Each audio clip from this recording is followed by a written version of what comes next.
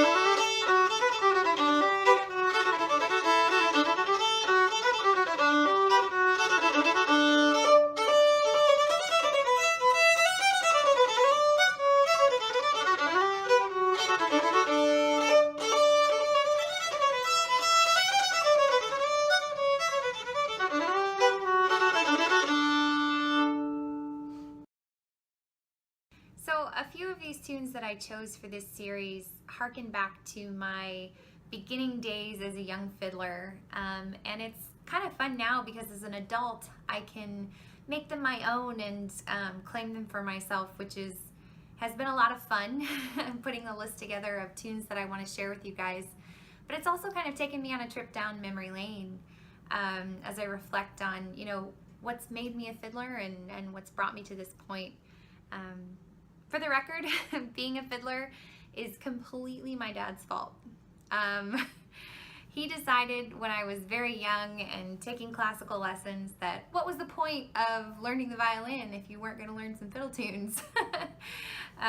So I started taking lessons, and for a while we actually had to keep it secret from my classical teacher, who was not a fan at all of me taking fiddling lessons. She just, you know, thought that maybe bluegrass was beneath me.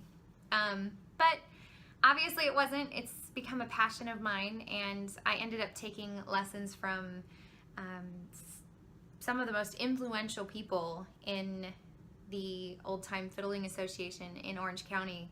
O.C. and Roscoe White kind of became my grandparents of fiddling, if you will.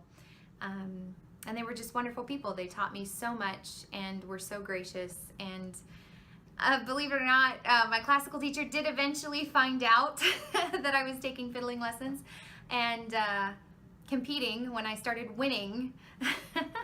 And then suddenly it was magically okay and she wanted to help. Eye roll. Anyway, Dad, if you're watching, I want to thank you for sharing your love of this music with me, and on our car rides and surrounding me with some of the best musicians that I could ever hope for. You were my original jam partner and my personal chauffeur to so many of my gigs and rehearsals through the years. And I just want you to know that I cherished that time together, and I know that I wouldn't be doing what I'm doing right now, fulfilling this big dream, if it wasn't for you. I love you, Dad. See, I told you I was gonna get sappy.